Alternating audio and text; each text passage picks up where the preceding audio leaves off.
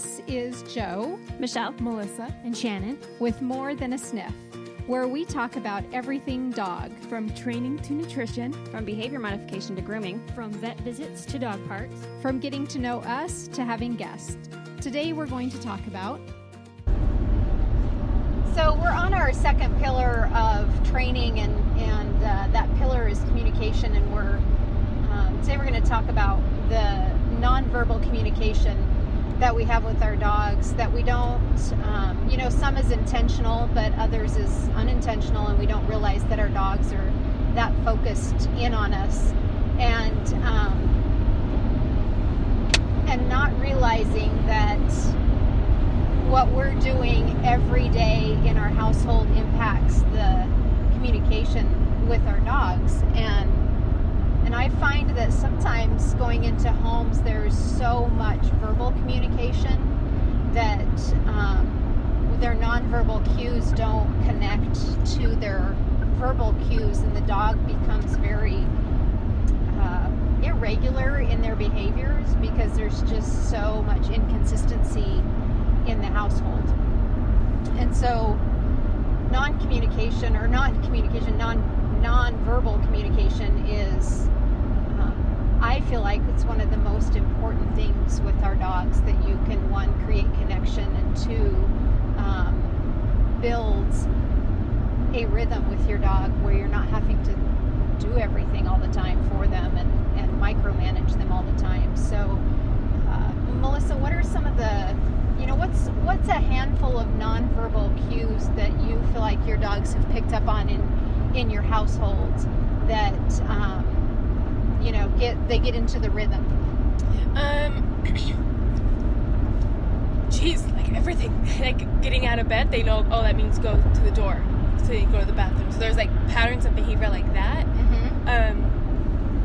But like if we're in the kitchen cooking and I snap and point to a cupboard, they need to shut it. Uh-huh. 'Cause that's Cooper and now Yuki's job. They both are in the kitchen shutting cupboards. Uh-huh. So that's kind of like nonverbal there.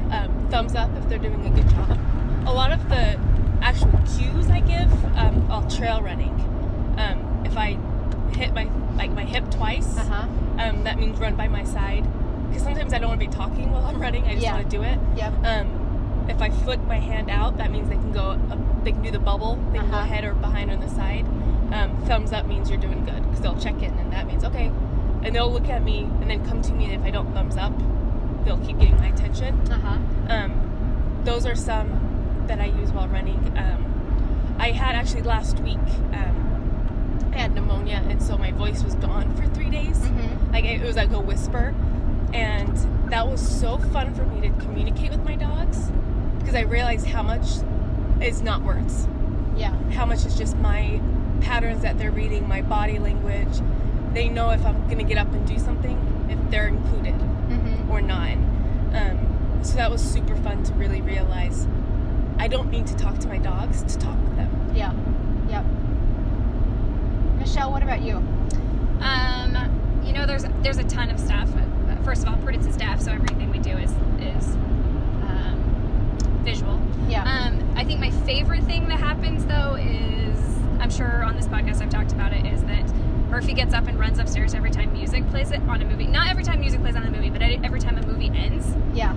And we still haven't figured it out what it is. There's definitely something going on with me, because he looks at me every single time music plays on, and I don't know what it is, because it could be like the end of a TV show that we're not getting up from. Like, it's not like I'm moving. Right. There is something I do at the end of every movie that he jumps up and runs upstairs. We were watching Halloween last night, Uh-huh. and there is so much music in that movie. Yeah. Yeah. They play the Michael Myers throughout the entire thing, and every time it would start, because it was really loud, he would look at me, and I was like, what is it? So there's something at the end. Yes, that I do of every single movie or TV show, and he runs upstairs. It's so funny to me. I just think your energy shift Something. of There's the something. movie's Yeah. over, something. But even if I don't move, even if we're just the next episode of something, Yeah. it's so funny to me. Fascinating. Yeah. Huh. But I think my dogs are always watching me. Prudence is probably the most observant, probably because of this way she's deaf. Yeah. If we do anything out of the ordinary, she is set off. If we ever hang out in our kitchen,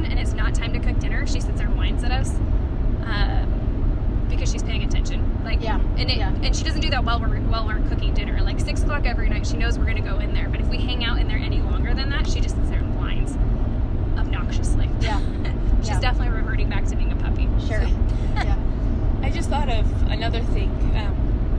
So I was sick, and then we went kind of on a desert weekend, just like needed to get away, and we went. My husband and I love canyoneering and going through slot canyons. And we went on one. It wasn't too technical, but we brought the dogs with us, and there was a few times that it was kind of more technical terrain. Yeah. And we would just put our hand up, and they would walk slower. We'd kind of creep, and it was just, we were just doing it without really even realizing it. Yeah. And then, like, midway doing it, I was like, wow, you're telling them to be more technical, or stop, or one at a time, and they just know, oh, it's a one at a time, and they're just by our energy. Yeah. And even, like, our new dog, she knew, oh, okay. Yeah. I have to wait until it's my turn to, and we did not say their names. Yeah. Or anything, but it was just our I think it's super energy fascinating shifts. when you notice those things. Like, Yeah. when you're like, why did you do that? And then you're like, oh, it's because I did this. Right. Anytime we do, like, rally work with Murphy, he's way better with me than anybody else because he's reading me. Even though I'm talking to him, he's reading my body language. He knows those words, but anytime anybody else does it, he's just not. He's just a little bit off. Right. But if I'm ever drinking, like, if I'm even tipsy at all, my energy and my volume and stuff, like, everything about me is different. Yeah. And it throws him off. Yeah. Like, completely to the point that he just, like, shuts down and is like, nope. I don't know this. Yeah. Yeah. Interesting. Shannon, what about your household? I think I just have like a lot of normal things. Like if I walk by where the leashes are, all the dogs will go sit in front of the door, like we're ready to go for our walk. Yeah. If I go to the treat cabinet, then they'll all go in their kennel and wait for me to give them a treat. So that's just from doing that routine over and over. Right. Yeah. Mike is the treat man. So if he's at his computer and his chair squeaks, all the dogs will run in the kitchen and sit by where he gives them treats from. So anytime his chair moves, they think he's going to get up and give him a treat. Because he does that. Yeah, he's created that. Yeah. Yeah, I think that, you start with general manners or general things around the house, and then the more you live with them and you stop talking, the more they all of a sudden pick up on and do, or if you're really serious into something, they pick up on that calming, pay attention more, creeping, to, one of our biggest routines, and Mick is really starting to hone in on, is even if I get to sit down in the morning for 5 minutes to drink some coffee with Chris, Keontae and Mick will go in and they come into the living room and just lay down on their beds automatically, because it's just like, okay, we sit in their chair and kind of talk about our morning, and they're on their dog beds, and they're, Keontae's very much so into that, but Mick is like, oh, this is what we do. We come in here and we get on the dog bed and lay here. I don't think he's completely cued in that it's coffee time as much as it's the routine in the morning that's happening. Coming in and running into their crates or getting to their spot for food time, and it's not even I just don't even have a conversation about meal times. It's just everybody knows where their spot is that they eat, and so it's really nonverbal communication is there's so much training that's happening that you don't realize, but if you stay consistent with it and showing them nonverbally, things just kind of start happening that you don't realize, and I think it's quite fascinating to see that happen, and just stop for a minute, just pause for a moment and see what your dog's doing based on what you're doing. It's a fun exercise to do. Yeah, I had a client who we were working on routines with her dog, and she was like, how do I get my dog to just do it without me asking? How do I get him to do it? And I was like, well, how do you get your kids to do it?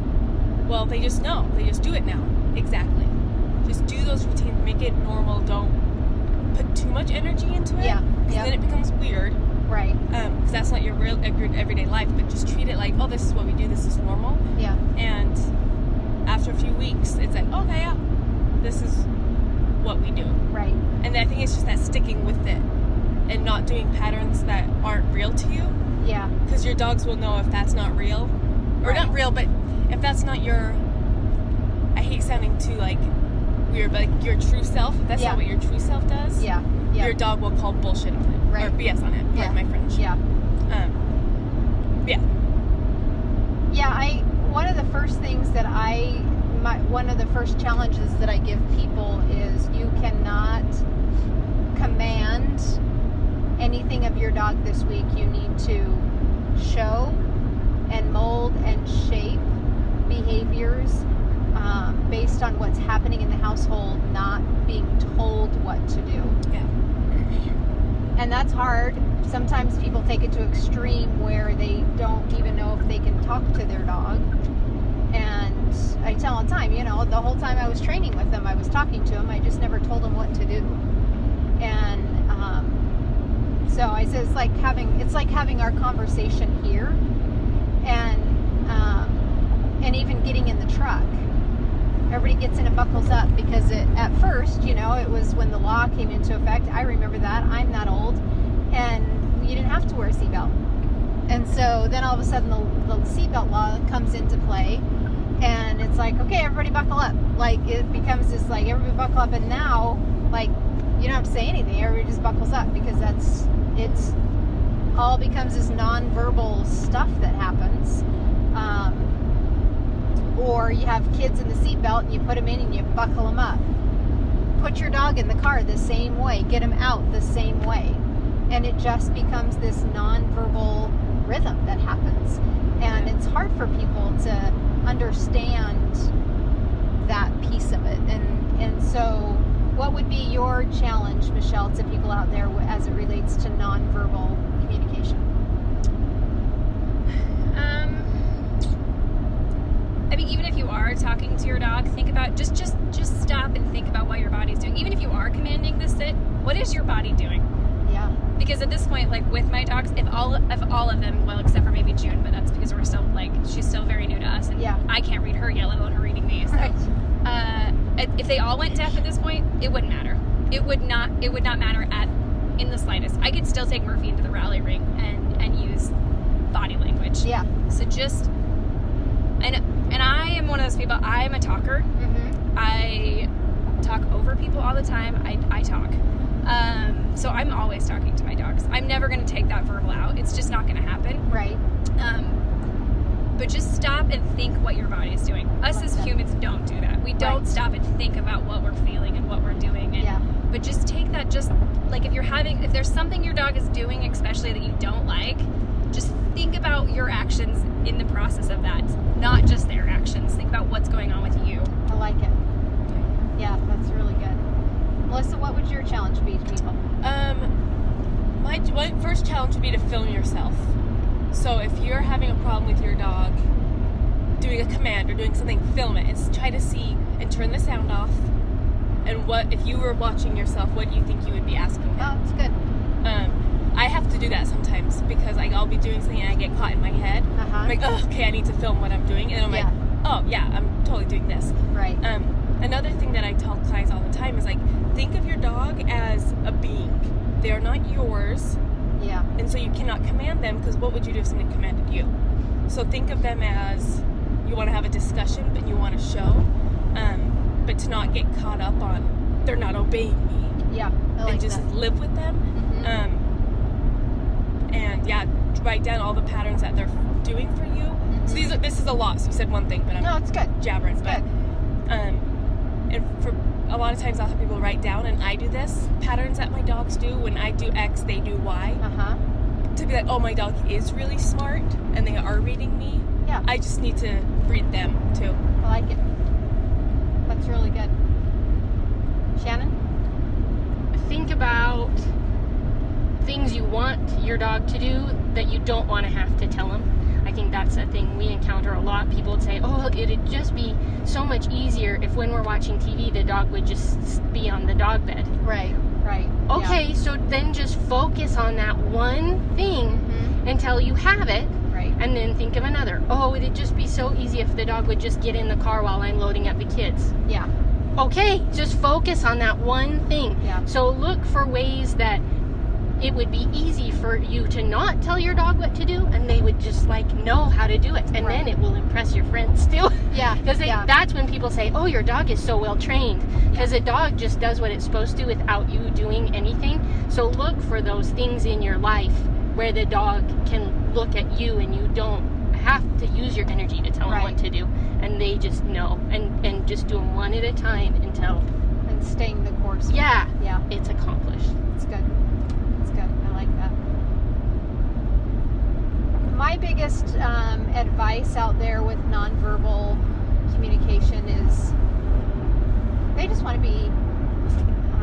They want to be a part of you. They want to be in a rhythm. Dogs live very in the moment, and don't be afraid to just like make them do it without telling them what to do. Because if they don't know it, or they don't know what's happening, or you're communicating poorly, then just like, okay, we're getting in the truck, and you pick them up, put them in the truck. Like, we're getting, very deliberate, not a teaching thing. It's like, okay, get in the truck. No, get in the truck, and doing it for them. They don't want you to do that for them. They want to do it on their own. And so they'll eventually go, nope, I'm going to get in the truck. And so sometimes it takes this molding and shaping and some hands-on with them to show them, I'm going to put you on your bed.